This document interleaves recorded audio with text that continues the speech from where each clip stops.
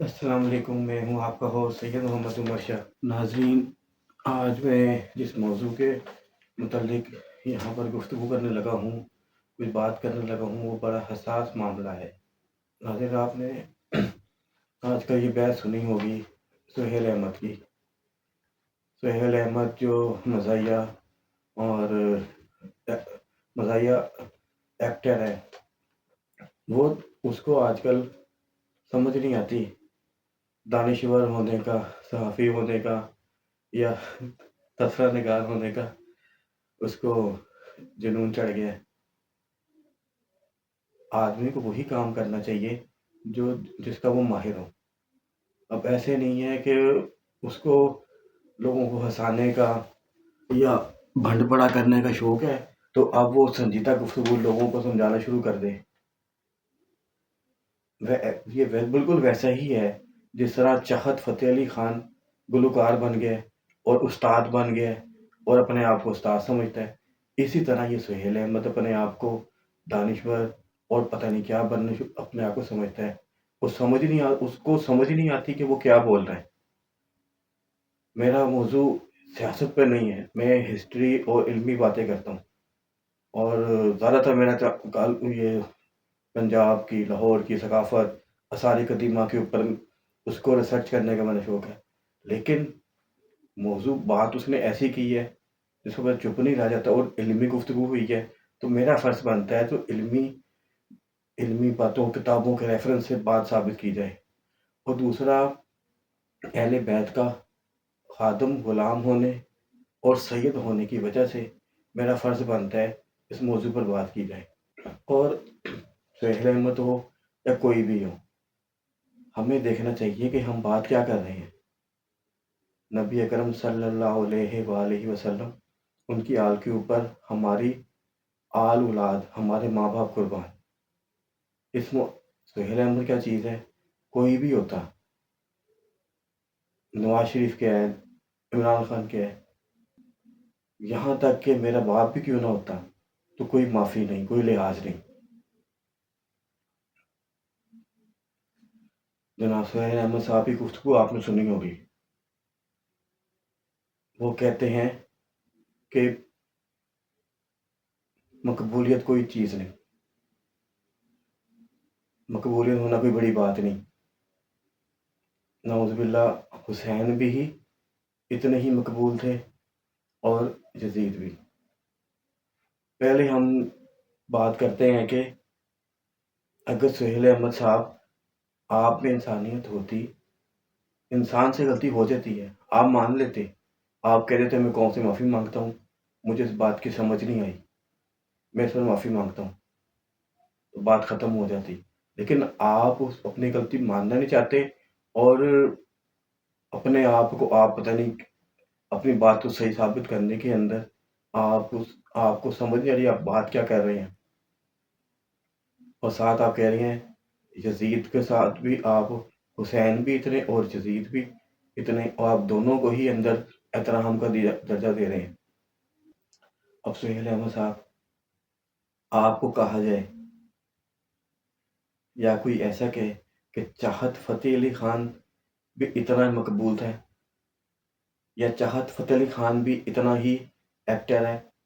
ہونا تو ایسی چاہیے تھا کہ چاہت فتح علی خان آپ سے زیادہ بڑا اور آپ سے زیادہ ہنسانے والا ایکٹر ہے وہ۔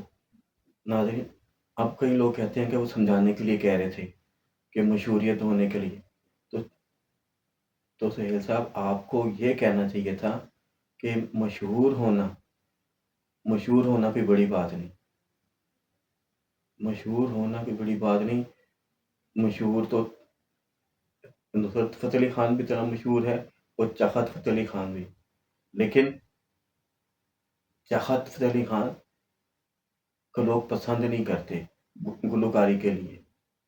آپ اس طرح بات سمجھا سکتے تھے، لیکن آپ مشہوریت کے بیچ میں آپ کہاں، آپ کن کے ساتھ اور بات کیا کر رہے ہیں؟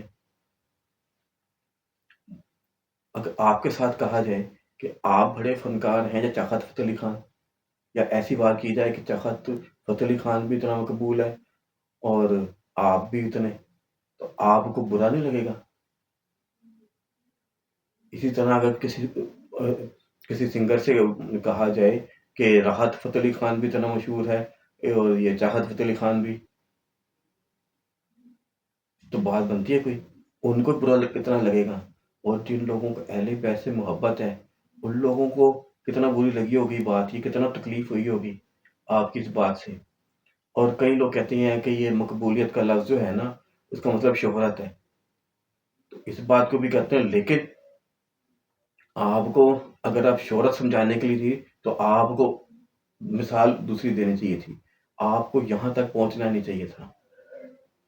اب رہی بات مقبولیت کی، یہ ناظرین میرے سامنے ڈکشنریاں پڑی ہوئی ہیں، یہ میرے پاس ایک اردو کی ڈکشنری ہے، وارث سرہندی کی علمی اردو لغات، ایک یہ میرے پاس یہ گرمکھی کی بھی ہے،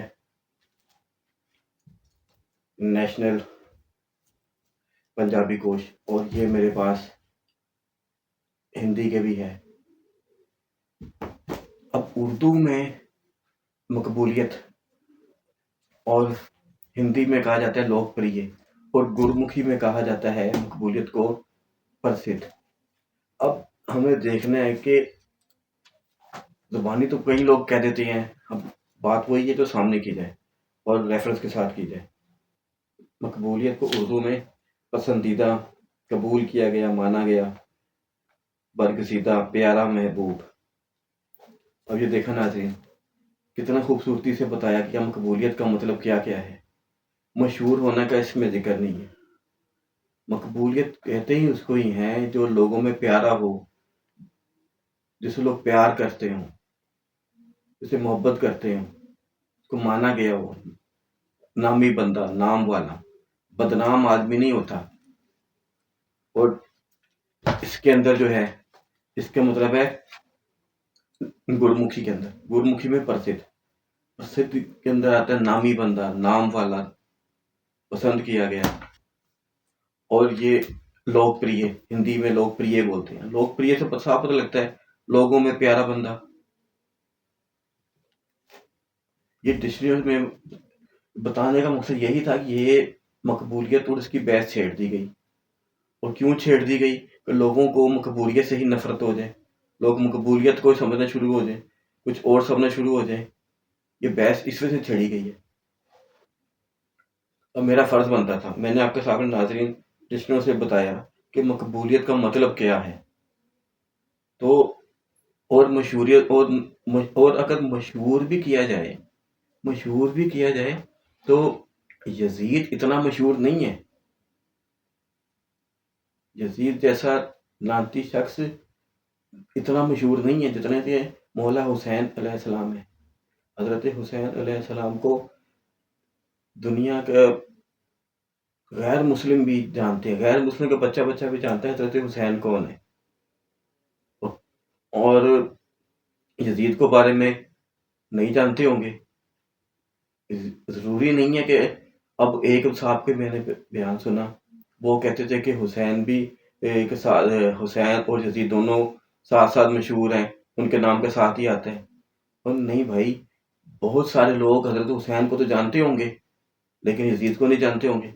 مثال کے طور پر لیتا ہوں، مثال کے طور پر آپ کو میں مثال دیتا ہوں، غیر مسلموں میں، ہندوؤں میں رام مشہور ہے، پاکستان کے اندر بھی بچے بچے کو پوچھو کہتے ہیں ہاں بھگوان مشہور ہے، رام، رام ہندوؤں کا مانا بندہ ہے، لیکن اس کا مخالف، اس کا دشمن راون تھا، اس کے بارے میں لوگوں کو نہیں پتا ہوگا۔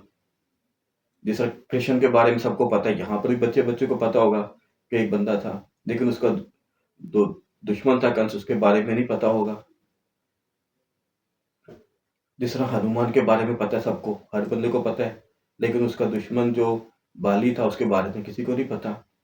تو یہ ضروری نہیں ہے کہ جو نام کوئی ایک بڑا آدمی اس کا مخالف کا کوئی بڑا آدمی جس طرح مقبول ہے، مشہور ہے، اسی طرح اس کا دشمن بھی مشہور ہو، یہ ضروری نہیں ہے۔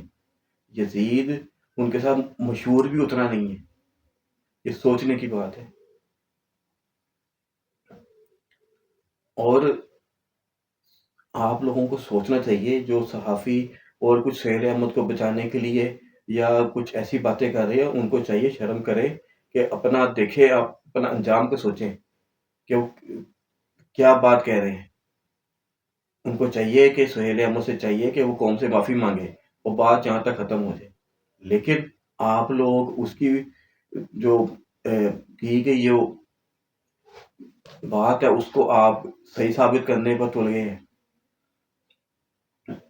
اور جو لوگ سہیل احمد کو کالجوں میں بلاتے ہیں، یونیورسٹی میں بلاتے ہیں، ان کو شرم کرنی چاہیے، علمی معیار دیکھیں۔ سہیل احمد کو تو جو لوگ ان کی جو لوگ اس کو یہ دانشور سمجھتے ہیں، اسے جو علمی بندہ سمجھتے ہیں، ان کی عقل پہ ماتم کرنا چاہیے۔ ان کو سہیل احمد کو چاہیے کہ اب وہ معافی مانگے، بات لمبی نہ پڑے۔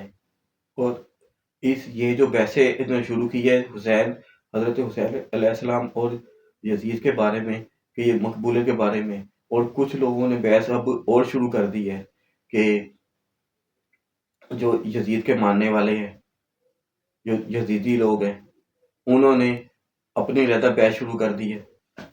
ناظرین، یہ ایک سوچی سمجھی سکیم کی وجہ سے یزید اور حسین کی بحث اکثر چھیڑ دیتے ہیں، اور اسی وجہ سے اب میں دیکھ رہا ہوں کہ کہیں یزیدی ٹولہ بھی اٹھ رہا ہے اور وہ بات کر رہا ہے، اور یہاں تک بات کرنی شروع ہو گئے ہیں کہ حسین کے ہاتھ پہ، یزید کے ہاتھ پر بھی بڑے بڑے لوگوں نے بیعت کی ہے، بڑے بڑے لوگ اس کی مقبولیت کر رہے تھے اور اس کو بھی بڑے ماننے والے تھے، وہ بھی مقبول تھا۔